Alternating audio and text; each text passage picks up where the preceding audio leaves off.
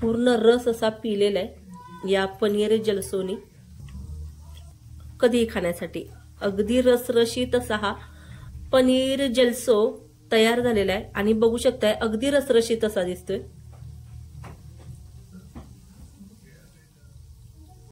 तर त्यासाठी नाही तर गॅसवर बघा अर्धा लिटर दूध ठेवलेलं आहे मी आणि हे दूध आहे ना फुल फॅट म्हशीचं दूध आहे। आता या दुधाला आहे ना आपल्याला एक उकळी काढून घ्यायची आहे। आता दूध तिथं उकळतंय तोपर्यंत पुढची तयारी काय करायची ती बघूया। आता इथं वाटीमध्ये ना 4 चमचे व्हाईट व्हिनेगर घेतले। तर मी या अगोदर आहे ना जी आपली फिटकरी असते ना त्यांनी सुद्धा दूध कसं फाडायचं ते दाखवलेले, किंवा तुम्ही यामध्ये ना लिंबू सुद्धा घालू शकता। तर इथे ना 4 चमचे व्हिनेगर घेतले व्हाईट व्हिनेगर। तर त्यासाठी ना आपल्याला 2 ते 3 चमचे पाणी घालून घ्यायचे। ते बघा दुधाला उकळी आली। आता गॅस आहे ना स्लो करायचा आहे। आता ह्या स्टेपवर आहे ना ह्या स्टेजवर मी गॅस बंद करणार आहे आणि यामध्ये जे आपण व्हाईट व्हिनेगर घेतलं होतं ना हे थोडं थोडं करून घालून घ्यायचंय। ते बघा अगदी सहज दूध आणि दूध आहे ना सेपरेट होतं। आता गॅस मी बंद केलेला आहे। आता इथं कॉटनचा कपडा घेतलाय आणि खाली एक बाउल ठेवलाय मी आणि आपल्याला काय करायचंय यातलं जे पनीर आहे ना ते सेपरेट काढून घ्यायचंय।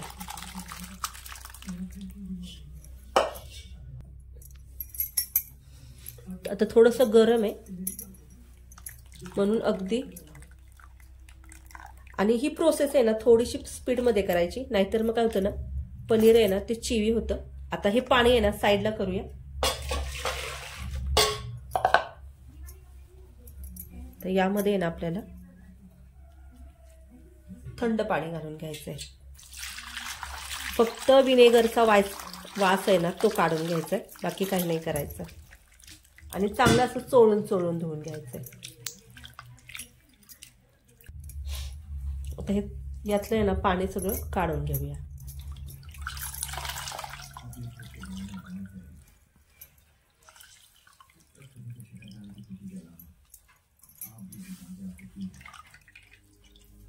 ते बघा आता पनीर आपलं काढून तयार झालंय। इथं ही गॅसवर कढई ठेवली आहे मी। आता यामध्ये ना आपल्याला 1 कप साखर घालून घ्यायची। तर आपल्याला आहे ना याचा पाक करून घ्यायचा आहे आणि त्यामध्ये ना फक्त 2 ते 3 चमचे पाणी घातले आणि याचा ना आपल्याला एक तारी वगैरे पाक करायचा नाहीये, थोडासा घट्टसर पाक करायचा आहे। आणि यातली जी साखर आहे ना ती पूर्णपणे विरघळून घेऊया। आता यामध्ये ना आपल्याला अगदी थोडीशी वेलची पूड घालून घ्यायची आहे फ्लेवरसाठी, आणि कलरसाठी तुम्ही ना यामध्ये हळद घालू शकता किंवा कोणताही फूड कलर घालू शकता, पण मी फूड कलर नाही घालणार आहे। मी अगदी थोडीशीच बघा केसरचे धागे घालून घेणार आहे। यानी फ्लेवर तर खूप छान येतो पण दिसायला सुद्धा अगदी आकर्षक दिसतं आणि जो पाक आहे ना त्या पाकाला आहे ना सुगंध खूप छान येतो केशरनी। तर केशर आहे ना घालायची खरंच स्किप करू नका, केशर आवर्जून घाला तुम्ही। तर पाक आहे ना हा बघा आपला रेडी झालेला आहे आणि जरी थोडासा पातळ जरी असला ना पाक तरी हरकत नाही, पण थोडासा चिकट असला ना तर मजा थोडीशी वेगळी येते। आता पाक रेडी झालाय, गॅस बंद करूया आणि पुढची स्टेप काय करायची ती बघूया। आता इथं जे पनीर आपण काढलं होतं ना ते घ्यायचंय, थोडासा चुरा करून घ्यायचा याचा, म्हणजे आपल्याला ग्राइंड करायला बरं पडेल। आता यामध्ये ना 2 चमचे मैदा घालणार आहे। तर तुम्ही मैद्याऐवजी आहे ना गव्हाचं पीठ सुद्धा घालू शकता। इथं 2 चमचे मैदा घालून घेतलाय। आता आहे ना यामध्ये पाणी घालून घेऊया। तर अगदी जास्त नाही घालायचं, एखाद दुसरा चमचा घालायचा, नाहीतर मग मिश्रण आहे ना पातळ होऊ शकतं। तर आता मिश्रण चेक करूयात। ते बघा जास्त पातळ सुद्धा नाहीये आणि अगदी जास्त घट्ट सुद्धा नाहीये, अगदी परफेक्ट असं झालेलं आहे। तर आता मी काय करणार आहे हे साईडला ठेवणार आहे आणि ही ती नाही तर बघा पायपिंग बॅग घेतली, याच्या आतमध्ये ना मी अशी केक जे सजवतो ना आपण त्याचं स्टिक घालून घेतलंय। आता इथं ग्लास घेतलाय आणि या ग्लासमध्ये ना आपल्याला हे व्यवस्थित असं घालून घ्यायचंय। तर आमच्या इथं की नाही ही रेसिपी जास्त आहे ना देवीच्या नैवेद्यासाठी करतात।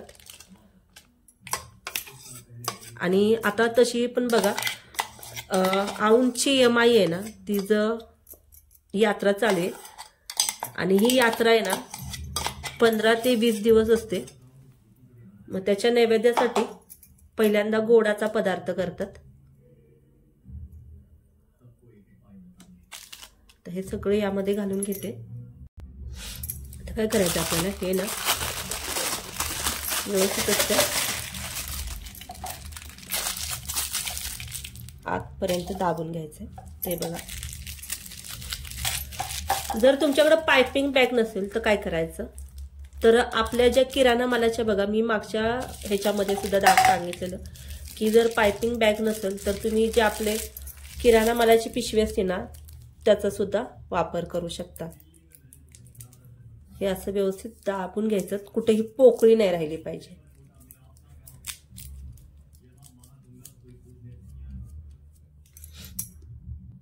आता मी तर ना हा आपला रबर घेतलाय आणि या रबरने ना आपल्याला हे व्यवस्थित पॅक करून घ्यायचं।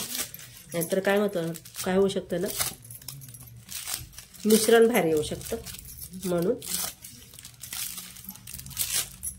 आणि याचं टोक आहे ना ते आपल्याला व्यवस्थित असं कट करून घ्यायचंय। ते बघा व्यवस्थित असं कट करून घेतलंय, अगदी बारीक कट करायचं। आता हे तर ऑलरेडी आहे ना मी तेल गरम करायला ठेवलंय आणि यावर आहे ना आपल्याला हे व्यवस्थित असं घालून घ्यायचंय। तर तुम्ही कोणत्याही आकाराची करू शकता बघा।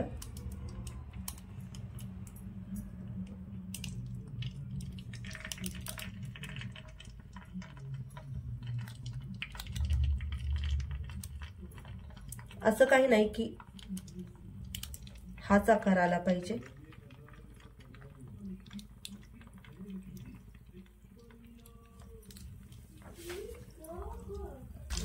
ते बघा जोपर्यंत तेलावर तरंगून वरती येत नाही ना तोपर्यंत त्याला हात लावायचा नाही।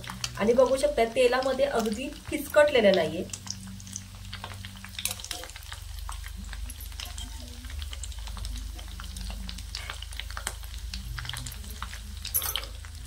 आणि अगदी काही मिनिटात आहे ना तळून सुद्धा तयार होतात। तर तुम्ही आहे ना वेगवेगळ्या आकाराचे बनवू शकता। आता हे तळून झालेत, आपण काढून घेऊया। कलर बघू शकताय, कलर किती सुरेख असा आलेला आहे। तर ते काढून घेतले। आता दुसरी बघूया। तर तुम्ही ना ही कोणत्याही डिझाईनचे बनवू शकता।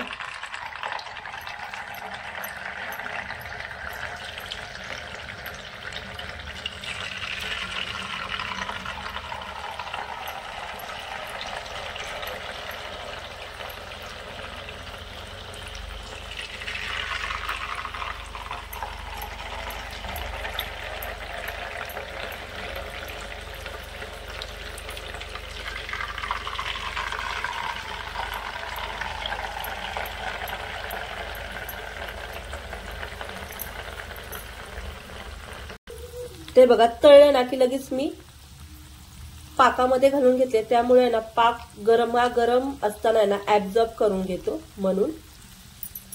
तर तुम्ही ना याचे मालपोहे सुद्धा करू शकता किंवा कोणतीही डिझाईनची मिठाई बनवू शकता। पण मला कसं देवाला नैवेद्य दाखवायचा होता म्हणून दिसायला सुद्धा आकर्षक हवाय आणि एखाद्याने जर प्रसाद मागितला तर त्याला सुद्धा अगदी वेगळं आणि आकर्षक वाटलं पाहिजे म्हणून मी अशा डिझाईनचं बनवले। ते बघा चांगले तरंगून वरती आलेले आणि ना हे तळून झालेले आहेत। तर अगदीच लालसर करायचं नाहीये आणि अगदीच कच्च सुद्धा नाही, पण थोडस असं मऊ असताना काढून घेतलं ना तर काय होतं, जो पाक केलाय ना आपण तो व्यवस्थित असा ऍब्झॉर्ब करून घेऊ शकतो। आता हे तळून झालेले आपण काढून घेऊया। ते बघा पाकामध्येच ना एक 5 ते 7 मिनिटं असेच ठेवून दिले आणि आपण आहे ना एक चेक करूया। थोडंसं गरम आहे, थोडंसं थंड होऊन देऊया। ते बघा देवीच्या नैवेद्यासाठी आपला तर असा हा पनीर जलसो तयार झालेला आहे। तर आहे ना नैवेद्यासाठी किंवा कधी गोड खावंसं वाटेल अशा वेळेस एकदा या पद्धतीने करून बघा आणि आवडलं तर कमेंट बॉक्समध्ये नक्की कळवा। चॅनलला जर लाईक केलं नसेल तर लाईक करा, सबस्क्राईब करा आणि बाजूला जे बेल आयकॉन असतं ना ते दाबायला नक्कीच विसरू नका। चला तर मग भेटूया अशा छान छान रेसिपी सोबत। तोपर्यंत पाहत राहा मेजवानी जेवणाची।